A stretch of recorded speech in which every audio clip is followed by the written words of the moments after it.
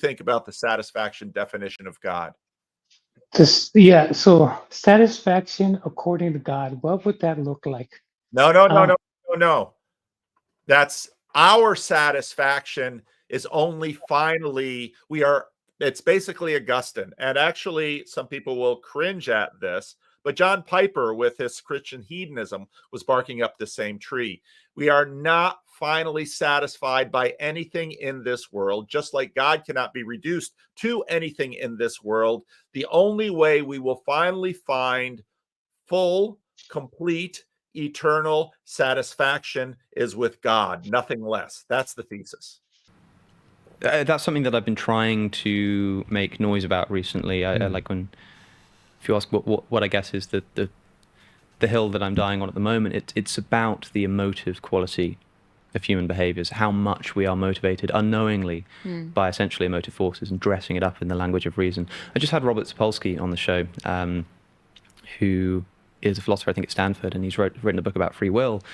And he told me about this great study that you might have come across, where they were trying to find out what was the biggest predictive factor as to whether a judge, I think, would grant bail or not. Based on some kind of crime, they would have given these judges, and they're given the opportunity to grant bail or to send them back to prison. And they were trying to figure out what's the biggest predictive factor. If you take a judge and you sort of take away like political bias and stuff, what's the biggest predictive factor as to whether they'd send them back to prison or not? And you know what they found it was? How long it had been since the judge had last eaten a meal. Wow. That was it. And Gosh. people get sent to prison or not, based on how long it's been. How hungry the judge feels. Since someone's eaten. And people know this on a less serious level. Everyone is familiar with the sort of, oh, sorry, I was a bit hangry, or maybe I should sleep on it. Why do we sleep on it? What does that mean when you got a decision to make? Sleep on it, because you recognize that obviously, if you're tired, if you're hungry, if you're stressed, you're not in a position to think rationally. Well, I think that when you wake up in the morning, you're certainly in a position to think more rationally, but you are still being dictated to by your emotions in exactly the same way you were the night before, just perhaps to a less extreme degree, or to a less unusual degree, or sort of, this is more like what you would usually do, but it's still just emotions all the way down, if you ask me. Oh, just caught him right before the little ad here. Yeah, and this, of course, it was Peugeot and Vervaeke recently, where John Vervaeke basically made almost the same point that, not only is morality going out the door for emotions, but so is reason. Now, again, anybody who looks at human beings should very much understand this. And, well, people have all sorts of, we call it motivated reasoning, and I agree again with Alex that this great power of reasoning, which is supposed to guide us into clarity so that we can get what we want. And see, the funny thing about that whole line is that I am going to use science and reason to achieve what I want. So what exactly is all of this stuff pointing to? No, it's towards the truth and good. But see, it just always seems to go in circles, and people have been making this point forever. And again, I'm not criticizing Alex for this. It's just that it doesn't really answer the question. And at some point, someone might ask, well, what exactly is the question? And the more you pursue it, the more you begin to realize that's not an easy thing to answer, even figuring out what the question is. Because when it comes right down to it, we want... And then suddenly you're just sort of there in religious territory. You want the kingdom of God, or the kingdom of heaven, or nirvana, or utopia, or... And as G.K. Chesterton pointed out, we almost always sort of stumble towards this using negatives. I want a place where, and even the Bible does this, where tears are wiped and there's nobody dying young, and it's a tremendously difficult thing to talk about, to get to get down to details in terms of what will satisfy the human heart. Now, we all sort of chase this episodically to one point or another. So, well, my next meal, if I'm terribly hungry, that will satisfy me, and you experience some satisfaction at the next meal. Or this love will satisfy me, or this job will satisfy me, or this level of financial security will satisfy me, or this level of compliance by my neighbors according to either of my moral, ethical, or emotive desires for how I'd like my neighbors to live, that will satisfy me, and on and on and on, and we just can't get no satisfaction, which, of course, the Rolling Stones kind of ripped off from St. Augustine. Our hearts are restless, and in fact, one, if you would sort of pull a Petersonian move, by definition, God equals that which would be maximally satisfactory. There's a fun definition of God. So, but of course that sort of winds people up and no, God's a flying spaghetti monster or a guy with a big arm with a big finger like pointing at Adam and saying, who told you you were naked? I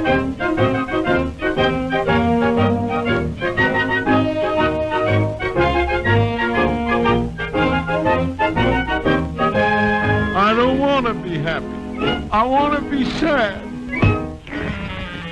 I don't want to be happy.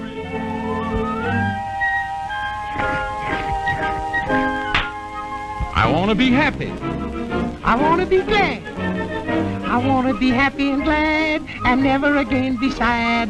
I never will cry, I never will sigh, 'cause I want to be glad. He never will cry, he never will sigh, 'cause he wants to be glad. And now the world looks bright and fair, because the sun shines everywhere.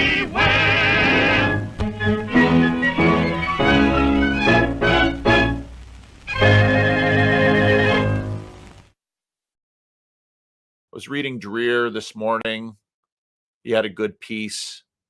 He had a couple of good pieces. And, it struck me the question of why monasticism collapsed and why there's very much a desire for neo-monasticism today.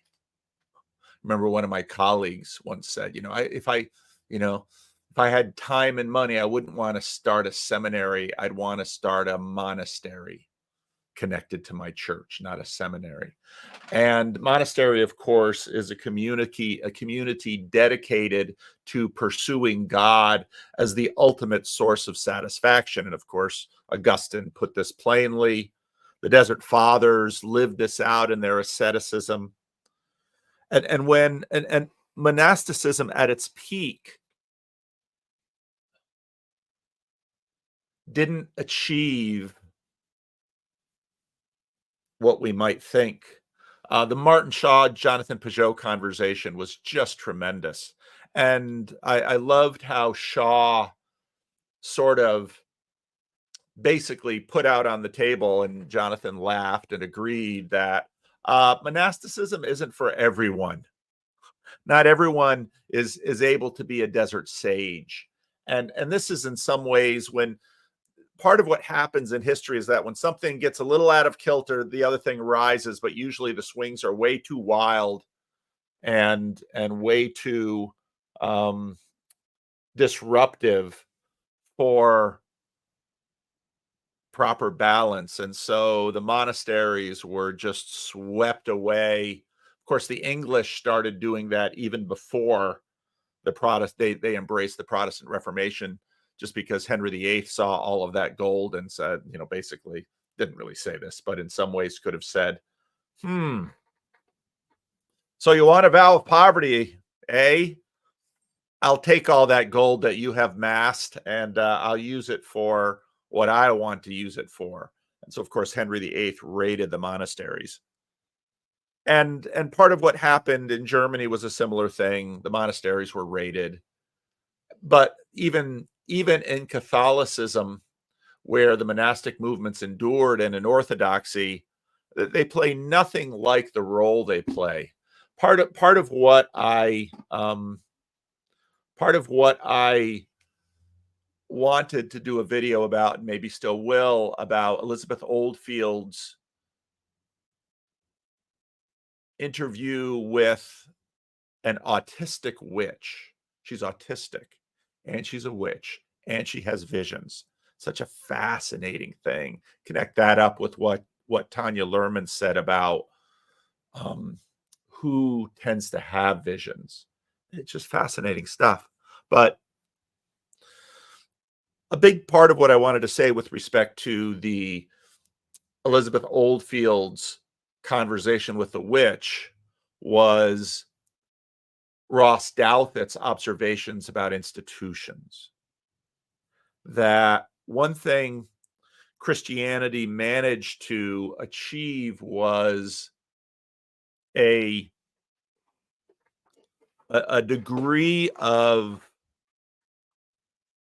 compatibility with institutions, which has benefited and blessed Christianity greatly, even though it's a constant rub in Christianity about institutions. And you can hear that. Jess complains that I've never clipped him. Luke complains that I'm always clipping his live stream and I'm never clipping Luke. But I do quote Luke. Luke is very much an Ivan Illich anti-institutionalist in many respects. And so, yeah, everybody gutted. Everybody took their turns gutting the monasteries, including the Vikings. And if God, and so then we enter the secular realm, and you've got anti-institutional spiritualists like witches and New Agers. And they won't institutionalize. They can't institutionalize. It's sort of a redux of animism. And animism and institutions are in deep tension. That's right, Clint. There's that big word. Yes, lots from Neil. So, and Neil, who I discovered had a 12K YouTube channel out there, which is about what I don't know what that found that super interesting. If you're to yourself, the comment section doesn't help my ADHD. So that's why I close my eyes. So in the secular age, then, the YouTube anthem, I still haven't found what I'm looking for.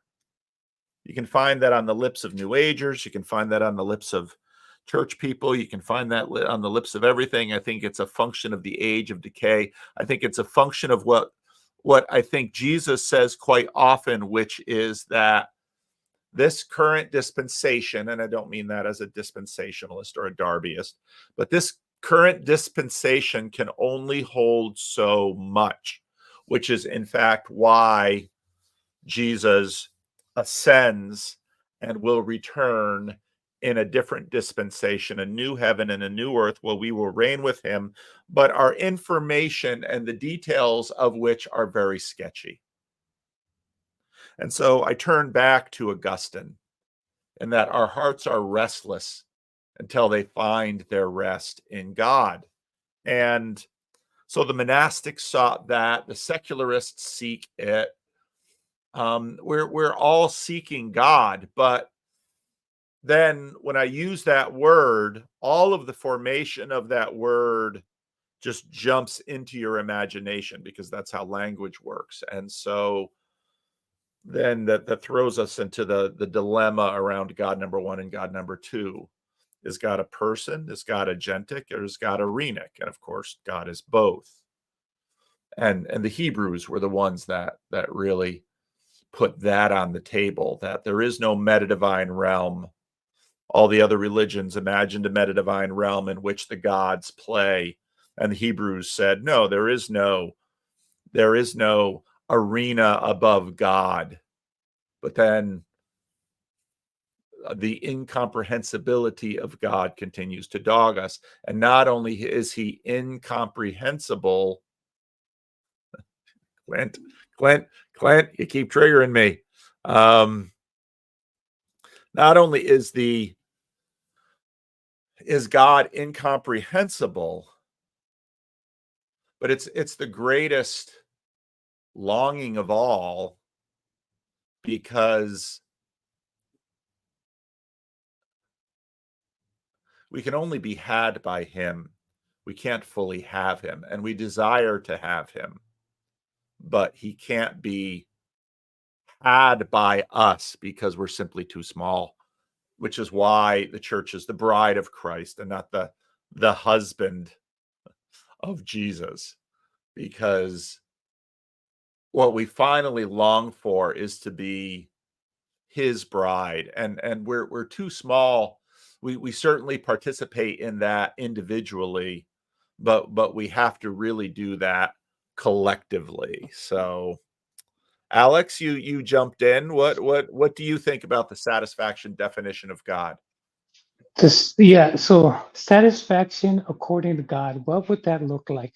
No, no, no, Uh, no, no, no. That's our satisfaction is only finally we are. It's basically Augustine, and actually some people will cringe at this, but John Piper with his Christian hedonism was barking up the same tree.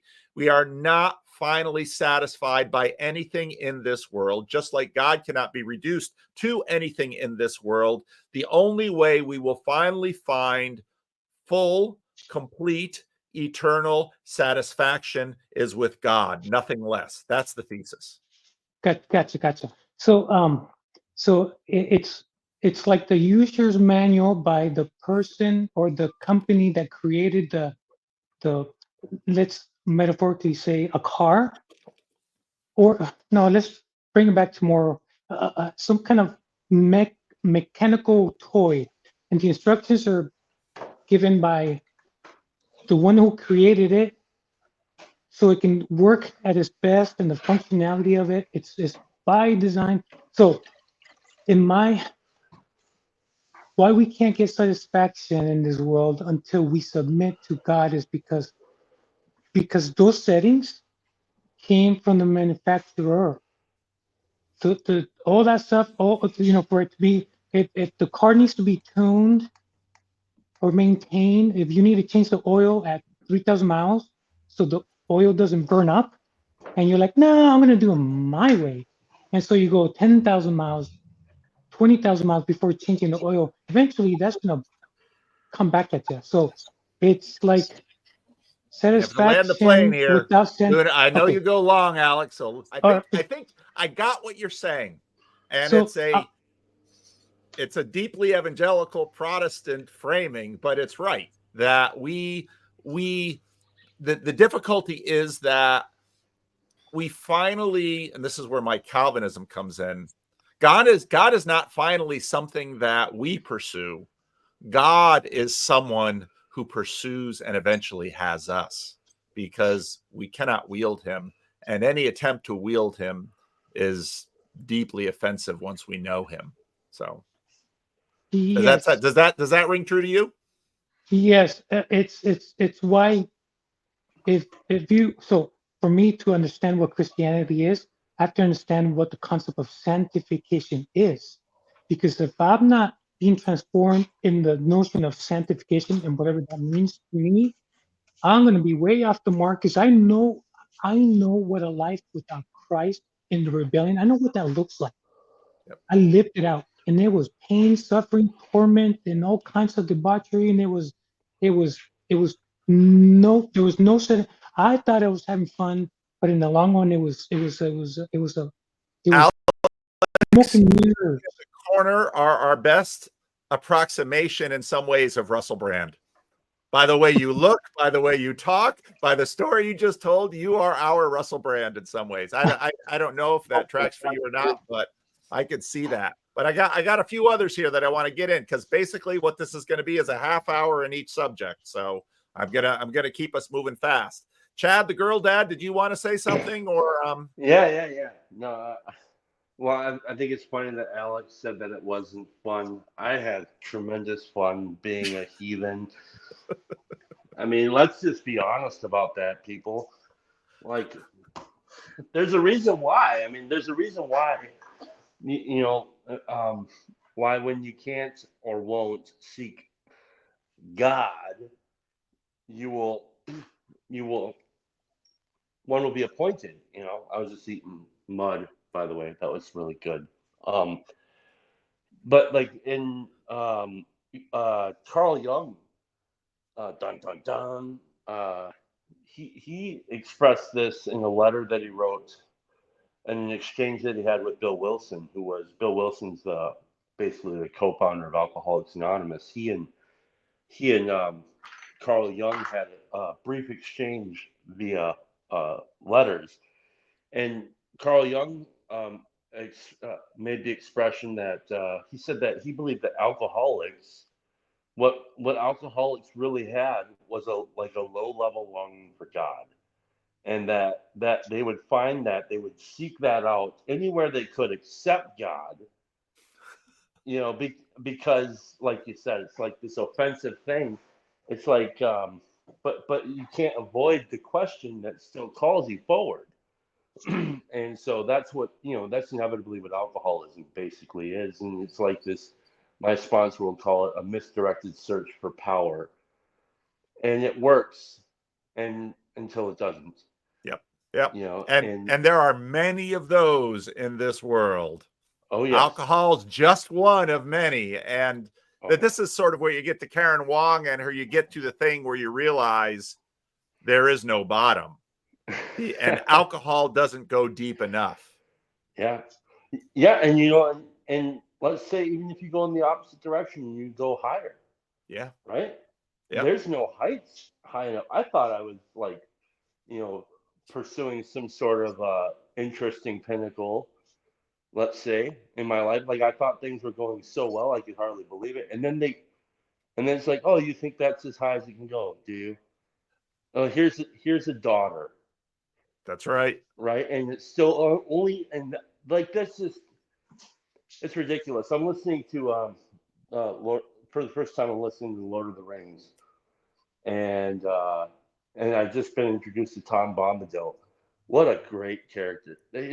For some reason, he's coming to mind as it relates to this. Like, there's a guy who seems satisfied. Yep. All right, Christian. I'm out of here. I'm on a fast track with you guys because we got a lot of material to get through today. So, Christian, what say you? I was wondering if you were going to quote John Piper after you gave that little tag on. I do think that Piper is basically right with his Christian hedonism. I know that's going to trigger a lot of people in this corner, but I disagree with John Piper in a number of ways. But I think his Christian hedonism is basically on target. He's a good Baptist Calvinist. So no, not a Baptist Calvinist. I'm a real Calvinist. We baptize babies. He is. I said he's a good Baptist Calvinist. Whatever. He's good at being Calvinist as a Baptist. So the thing, can we be satisfied, I guess, without God is the question, or is it possible? And I had a great conversation yesterday with Graham Pardun, and so, like his in reference to his talk at Northwest Estuary Conference, that even as I was talking to my therapist the other day, like what it means to be an idealist, like the ideal Christianity, the ideal way of life, that's definitely been a big struggle. And I think for myself, we were both like kind of talking about the ideal Christianity, and I think that what kind of came to my mind is at the end of the Lord's Prayer when it says like, your kingdom come, your will be done on earth as it is in heaven. And I think, I think sometimes we can find like that what was it in the Martin Shaw, a conversation with Peugeot he had yesterday when he talked about the pinpricks of experiencing God versus the wave of experiencing God. Oh, that was so good. And so I think we do have those waves of satisfaction here on earth as it is in heaven, but it's not going to be complete, or it's not going to be fully realized. But I think sometimes in the kind of Calvinist flavor, it can sometimes be like, you can never, there can be kind of a critique of Like every bit of your life is so depraved that you can never blah blah blah. So, anyways, yes, I think you can, and it will only be fully realized in a way that we can't totally comprehend yet. Yeah. But I think I want to be really careful in this to not just sort of punt, because in some ways all we can do is punt because we cannot describe. I mean, satisfaction itself is difficult to describe. We experience it, we have a sense of it, the word is very real, but to actually describe it is difficult. And so, for example, Dante, you have the beatific vision. And so beauty very much gets at satisfaction for us. But I remember in seminary, one of my roommates was an African seminary student who was studying philosophy. And, I talked about visions of the new heavens and the new earth, and something other than, what we will do in the new heavens and the earth is just sort of monasticism, ubiquitous monasticism, where we just sit there and look. And I think, no, it'll be more like the garden. It will be, I think of Eric Liddell, when God made me fast. When I run, I feel his pleasure. And so I think that we actually, satisfaction, when we feel satisfaction, it is sort of like Jordan Peterson's meaning gyroscope. Satisfaction is a gyroscope that is pointing us to God. And now, as Chad and Alex both said, we and says C.S. Lewis says, we often sell out short because we think sex is the goal, or alcohol is the goal, or success is the goal. And it's like, no, we feel satisfaction because there is goodness in it, but we ought not to stop short. Maybe purpose is tied to meaning. Meaning is tied to satisfaction. And that has definitely been part of the space here. Yeah, I was going to mention, because we're complicated, because we also have the conscious and the wanting to be accepted, and also our physical. So we get hungry. So you're like, oh, I'm gonna do away with food. No, you can't do away with food. And also your desire. So food as a metaphor. What about the love food? What about the spiritual food? What about the acceptance food? What about the friendship food? There's all these desires and wants and needs, and where's the satisfaction and all that when we're in rebellion? It's just, I know why it wasn't fun for me.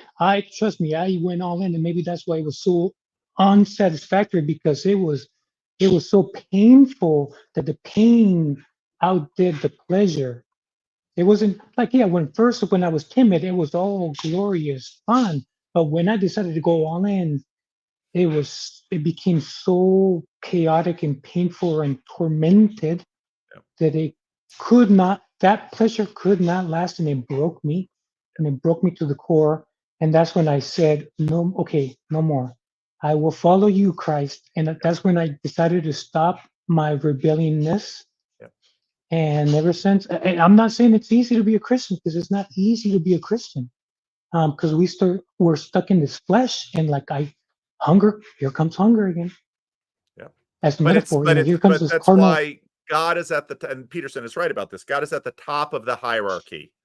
And if God isn't at the top, and Lewis, Keller, preachers have made this point, if you make other things the top, everything else is disordered, and even the good things that are given cannot be enjoyed. And so that's why the loves have to be in proper order. Can I add one thing, Paul? Yes. The idea about satisfaction, you mentioned more like the garden, and like the idea of cultivating. I get a lot of satisfaction from cultivating, which is like kind of the root of culture, and I would make the assumption that you get satisfaction from cultivating People, said communities. Cornet. Yeah, and that's a fractal of the master gardener or something like that.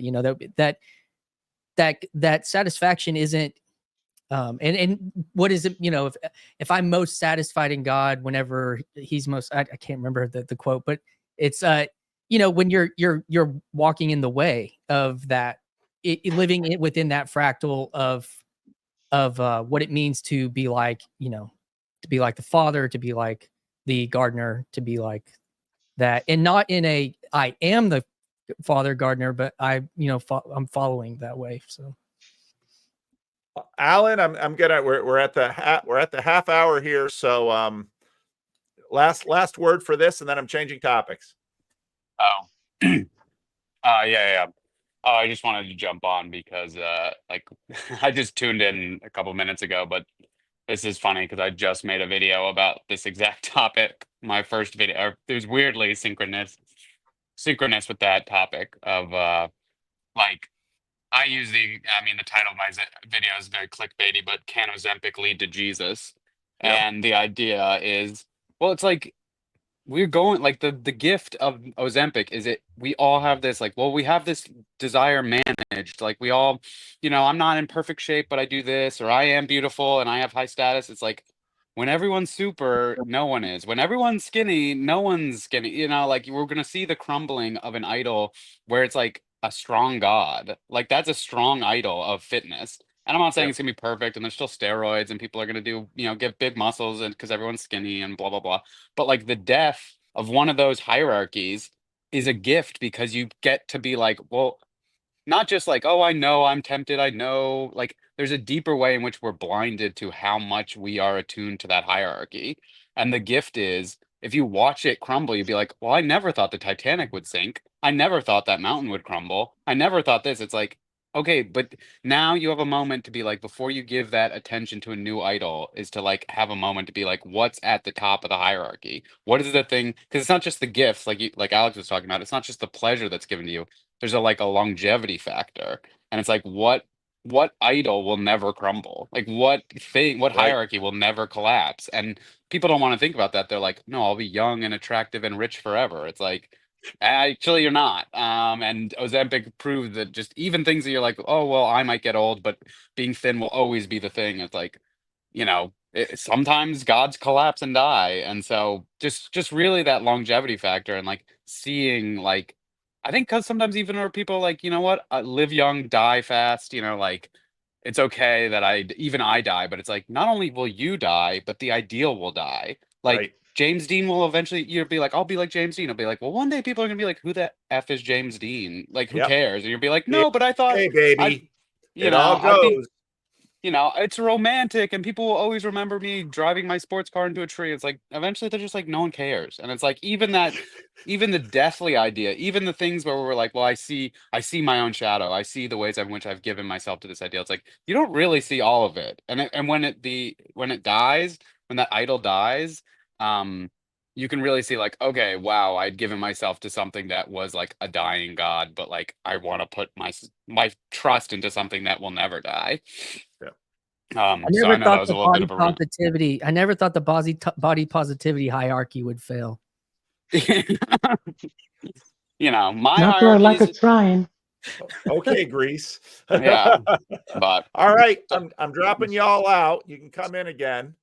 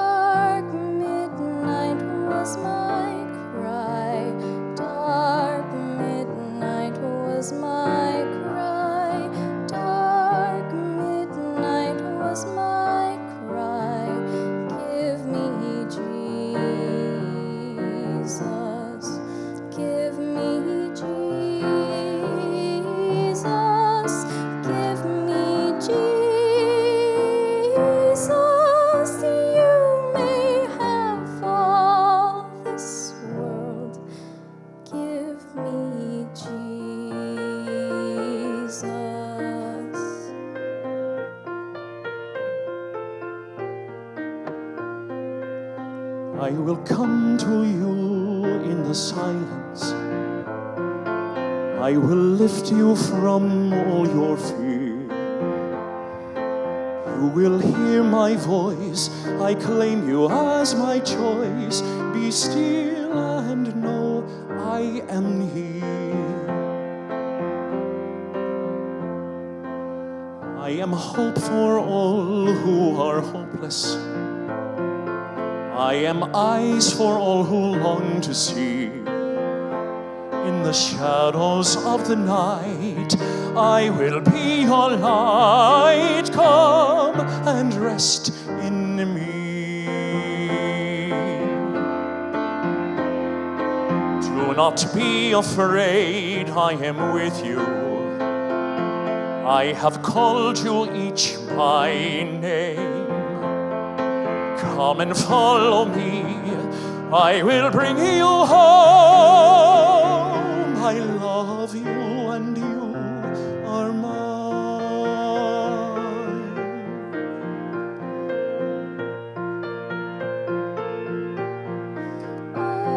I am the word that leads to all freedom.